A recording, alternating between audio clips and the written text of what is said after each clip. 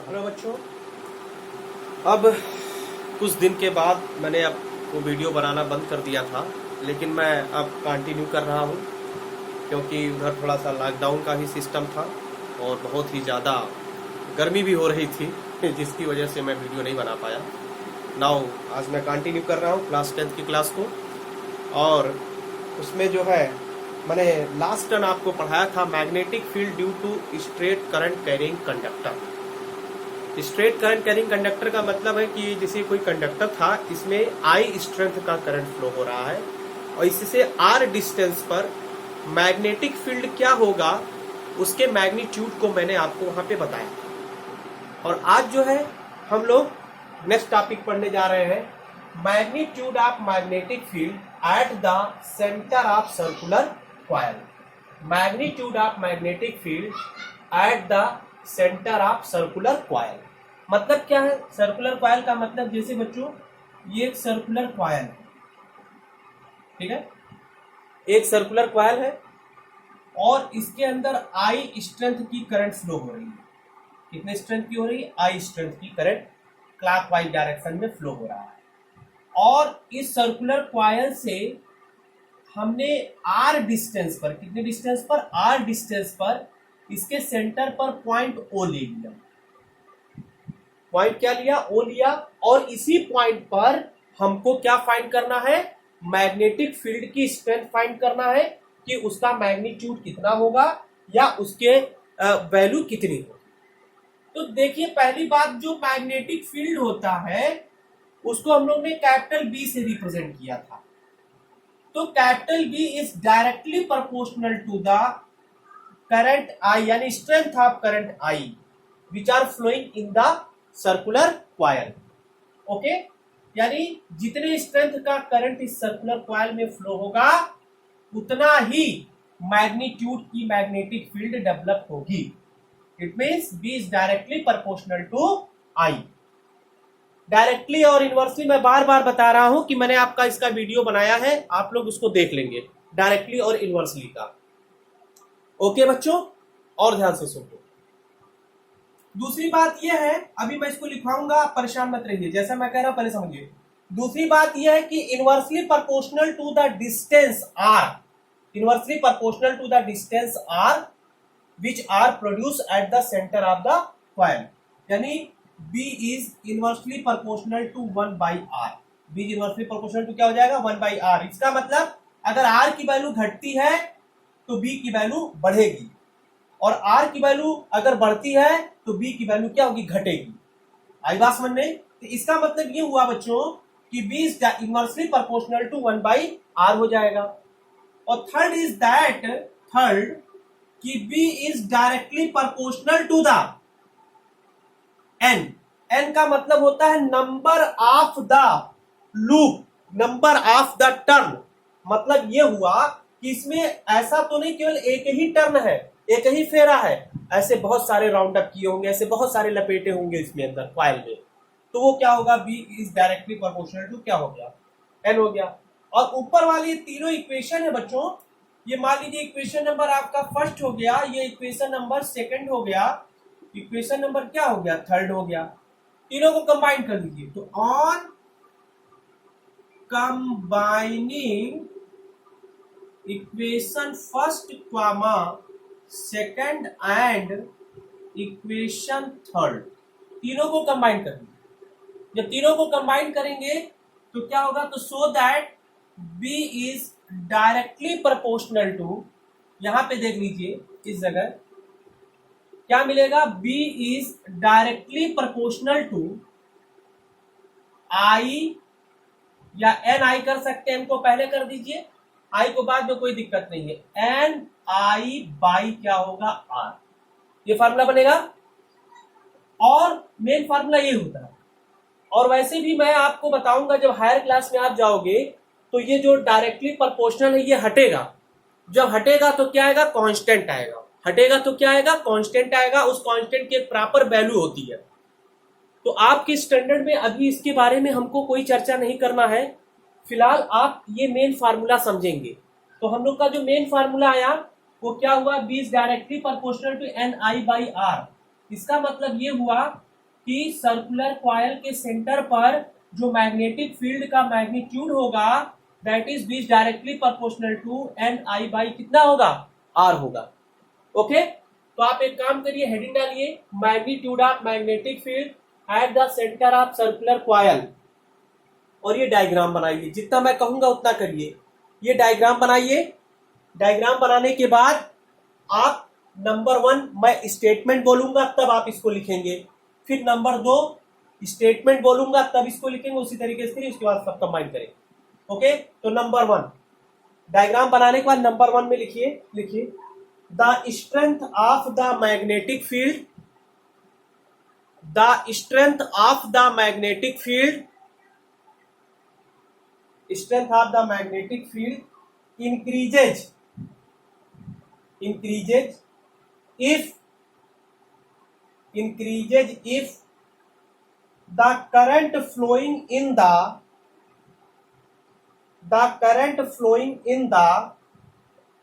wire increases and vice versa, vice versa माने उल्टा। आप इसको इक्वेशन फर्स्ट को शो करिए तुरंत। आइए नंबर 2 दूसरा स्टेटमेंट लिखिए the strength of the magnetic field,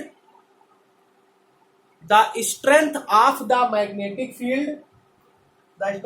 magnetic field decreases with increases in the radius of the loop, with increases in the radius of the loop। आप सेकंड इक्वेशन को दिखाएंगे। आइए नंबर 3 थर्ड लिखिए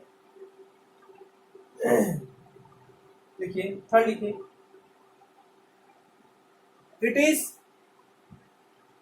is directly proportional to the, इस तरीके से लिखिए it is directly proportional to the number of turn, it is directly proportional to the number of turn in circular coil, number of turn in circular coil, number of turn in circular coil, equation number 3 लिखिए। इसके बाद यहां से लिखिए on combining equation first second and equation 3, combine कर लीजिए, उसके बाद इसको नोट कर लीजिए। तो बच्चों हमारे सामने ये बहुत ही इंपॉर्टेंट फार्मूला ऑब्टेन हुआ है, V is directly proportional to N I by क्या हो जाएगा, आर हो जाएगा। तो that is this formula is magnetic field at the centre of the circular coil, इसका ये फार्मूला है। इसके ऊपर मैं आके आपको न्यूमेरिकल कराऊंगा, घबराने की बात नहीं है। ओके, नाउ नेक्स्ट आइए टॉपिक, हेडिंग आप लोग डालेंगे सोलेनॉइड। अगला हेडिंग है सोलेनॉइड। सोलेनॉइड ये बेटा एकदम नई चीज है। सोलेनॉइड आखिर होता क्या है, आप लोग इसके बारे में जानकारी ले पहले, फिर उसके थ्रू कितना मैग्नेटिक फील्ड डेवलप होता है उसके सेंटर पर, उसका फार्मूला आएगा, उस फार्मूले को मैं बताऊंगा। ओके, तो पहला है हेडिंग सोलेनॉइड। आखिर सोलेनॉइड होता क्या है पहले उसके बारे में आप जानिए। सोलेनॉइड क्या होता है, पहली बात तो बच्चों एक आयरन होती है, आयरन सिलिंड्रिकल शेप का एक आयरन होता है इस तरीके से। जैसे ये मेरे मार्कर को ले लीजिए, ये किस शेप में है, सिलिंड्रिकल शेप में है, और ये स्पेशली किसका बना होना चाहिए, आयरन का बना होना चाहिए। और इसके ऊपर कॉपर वायर की जो है बाइंडिंग की रहती है, बाइंडिंग माने लिपटा होता है इस तरीके। और ये कॉपर वायर बच्चों इंसुलेटेड होता है। इंसुलेटेड का मतलब होता है कि जैसे घरों में जो वायरिंग होती है उसमें अंदर भी कॉपर होता है, लेकिन उसमें प्लास्टिक का खोल चढ़ा रहता है, प्लास्टिक की कवरिंग होती है, उसी को बोलते हैं इंसुलेटेड। क्या बोलते हैं? इंसुलेटेड बोलते हैं। तो इसका मतलब इसके ऊपर कॉपर वायर की क्या होती है? बाइंडिंग होती है। इस तरीके से बाइंडिंग होती है और यहां से इसमें करंट फ्लो होता है। क्या फ्लो होता है? करंट, आई फ्लो होता है इस तरीके से। अब करंट को हम किसी भी सिस्टम से फ्लो करा सकते हैं, इसमें कोई घबराने वाली बात नहीं है। तो ये हम लोग का इसको बोलते हैं आयरन कोर। क्या बोलते हैं? क्योंकि सेंटर जो सिलिंड्रिकल शेप का बना होता है वो आयरन का होता है। किसका होता है? आयरन। तो आयरन, आयरन जो होता है ये आयरन कोर होता है, CORE, कोर। कोर मतलब सेंटर पार्ट। और बच्चों ये जो होता है ये है insulated copper wire. Insulated, CU मतलब होता है बच्चों symbol copper. Insulated copper wire होता है ये। इंसुलेटेड कॉपर वायर की क्या करते हैं? इसके ऊपर बाइंडिंग करते हैं। इस तरीके से हम उसके ऊपर क्या करते हैं? लपेटते हैं। और जाहिर सी बात है कि अगर किसी सोलेनॉइड में करंट फ्लो कराया जाता है तो उसके चारों तरफ क्या डेवलप होता है? मैग्नेटिक फील्ड डेवलप होता है। और जो मैग्नेटिक फील्ड होता है वो इस तरीके से, यहां पे मैं शो कर रहा हूं, मैग्नेटिक लाइन ऑफ फोर्सेस को शो करता हूं, आप उसको समझिएगा। यहां से इस तरीके से मैग्नेटिक लाइन ऑफ फोर्सेस चलती हैं, इस तरीके से देखिए। वही सिस्टम यहां पर डेवलप होगा इस तरीके से। इसका मतलब ऐसे बहुत सारी मैग्नेटिक लाइन ऑफ फोर्सेस यहां से निकलती हैं और दूसरे टर्मिनल पर जाती हैं बच्चों। ये देखिए, आप इस तरीके से बनाएंगे ताकि आपको यहाँ पे दिखाई दे। यहां से जा रही है मैग्नेटिक लाइन ऑफ फोर्सेस, यहां से जा रही है। ये देखिए यहां से इस तरीके से निकल रही है मैग्नेटिक लाइन ऑफ फोर्सेस और यहां पे क्या कर रही है? इंटर कर रही है। ये देखिए, तो ये मैग्नेटिक लाइन ऑफ फोर्सेस होती हैं और इस तरीके से यहाँ पे magnetic line of forces develop होती है। इसके अंदर करंट क्या फ्लो होता है? आई फ्लो होता है। और नंबर ऑफ टर्न क्या होता है? N होता है। अब एक्चुअल में सोलोनॉइड यही है आपका कि, फिर से सुनिए, कोई आयरन कोर होता है, सेंटर पार्ट होता है जो कि आयरन का बना होता है, सिलिंड्रिकल शेप होता है।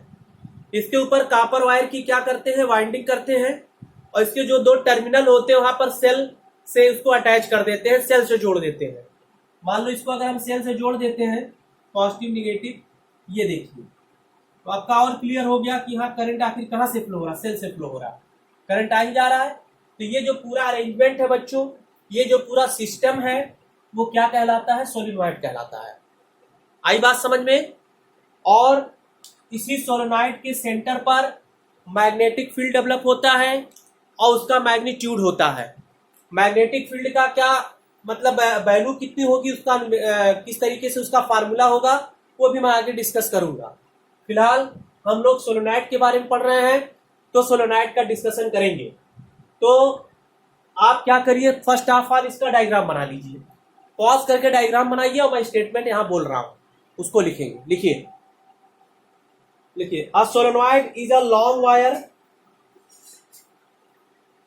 अ solenoid is a long wire wound, WOUND, wound माने लिपटा हुआ बच्चों, wound in the form of a, in the form of a,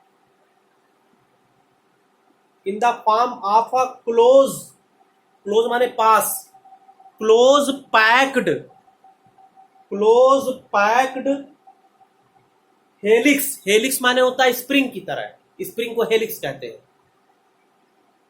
close packed helix, close packed helix comma carrying current, carrying current, line change. लिखिए, to construct a solenoid, TO2 construct a solenoid, solenoid, a large number of a large number of closely packed turns of TURNS turns of insulated copper wire turns of insulated copper wire are wound WOUND wound on a cylindrical tube of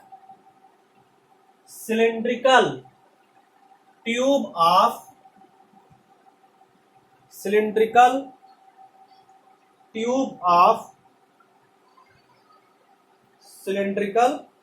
tube of cardboard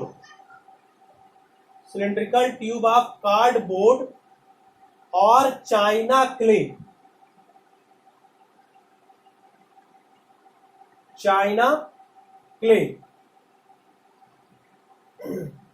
उसे लिखिए when an electric current is passed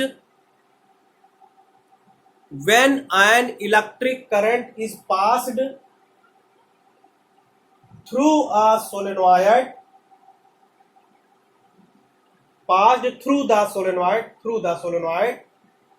a magnetic field is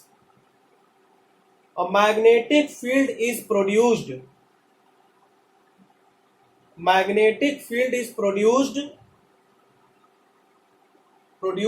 within the solenoid एक चीज थोड़ा सा और correct कर लीजिए बच्चों, ठीक है। जैसे आयरन कोर तो ठीक है, आयरन कोर रहता है, लेकिन जो हम लोग का बेसिकली मेन सोलेनॉइड हम लोग यूज करते हैं वो आयरन कोर को ना करके मेनली हम कार्डबोर्ड का यूज करते हैं। कार्डबोर्ड का मतलब ये चाइना क्ले, जिसमें चाय पीते हैं आप, चाइना क्ले का बनता है वो रॉड, आयरन का भी होता है, लेकिन आप में ये चीज यहाँ पे नहीं है, वो हायर क्लास में आप आगे चल के आप देखेंगे इसको। तो आप में यहाँ पे हम लोग चाइना क्ले लिख सकते हैं या कार्डबोर्ड लिख सकते हैं, CARD कार्डबोर्ड। ये देखिए लकड़ी का होता है, कार्डबोर्ड हो सकता है, और चाइना क्ले, चाइना मतलब चीनी मिट्टी जिसे कहते हैं हिंदी में, चाइना क्ले का हो सकता है या कार्डबोर्ड का हो सकता है, लकड़ी का गत्ता हो सकता है। तो ये आपका पूरा क्या हो गया, ये सोलेनॉइड हो गया। समझ में आ गया सोलेनॉइड पूरा स्ट्रक्चर, इसके बारे में समझ में आ गया कि सोलेनॉइड है क्या। अब दूसरी बात ये है कि हम लोग यहां पर उसके मैग्नेटिक फील्ड के बारे में पढ़ेंगे, strength of magnetic field inside the solenoid. दो बातें और समझ लीजिए, दो बातें और यहां पे आपको मैं पूरा क्लियर समझा देता हूं। इसी के अंदर अगर सोलेनॉइड में करंट की डायरेक्शन क्लॉकवाइज है, ध्यान से सुनिए बच्चों, अगर सोलेनॉइड में करंट की डायरेक्शन क्लॉकवाइज है तो वह पोल साउथ पोल हो जाएगा, और अगर एंटी क्लॉकवाइज है तो वह पोल कौन सा होगा, नॉर्थ होगा। मतलब जैसे मान लीजिए सोलेनॉइड में क्लॉकवाइज करंट फ्लो हो रहा है, तो ये हमारा जो टर्मिनल होगा वो कैसा हो जाएगा, साउथ पोल हो जाएगा। और जाहिर सी बात अगर ये साउथ है, अपना अदर वाला क्या हो जाएगा, नॉर्थ हो जाएगा, उसका एंटी हो जाएगा, क्योंकि ये पूरा का पूरा एक मैग्नेट की तरह, यानी एक बार मैग्नेट की तरह बिहेव करता है ये। अगर इसको हम धागे से बांध करके, थ्रेड से बांध करके सस्पेंड करते हैं, तो ये पूरा का पूरा किसकी तरह बिहेव करता है, एक कंप्लीट बार मैग्नेट की तरह बिहेव करता है, और it stay in north south direction. किस डायरेक्शन में रुकेगा, नॉर्थ साउथ डायरेक्शन में ये रुकता है जाकर। तो बच्चों ये है आपका सोलेनॉइड, क्लियर हो गया। अब हम लोग इसके मैग्नेटिक फील्ड के बारे में स्टडी करेंगे कि what is the strength of magnetic field at the centre of the solenoid. तो इसको आप बना करके कंप्लीट कर लेंगे। नाउ नेक्स्ट हेडिंग लिखेंगे strength of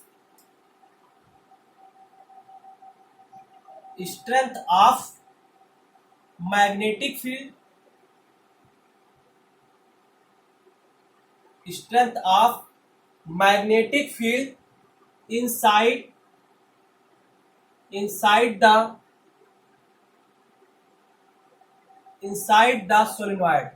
Strength of magnetic field inside the solenoid. बहुत इंपॉर्टेंट टॉपिक. इसमें भी पहली बात, जो मैग्नेटिक फील्ड है directly proportional to the strength of current flowing in that conductor या इन दैट सोलेनॉइड. दूसरी बात, B is directly proportional to N. N का मतलब क्या हो जाएगा? इसे बोलते हैं N जो होता है बच्चों number of turn per unit length बोला जाता है इसको. जैसे इसमें कई फेरे लिपटे हैं सोलेनॉइड में, तो number of turn unit length का मतलब 1 सेंटीमीटर हो या 1 मीटर हो. मान लो 1 सेंटीमीटर है तो 1 सेंटीमीटर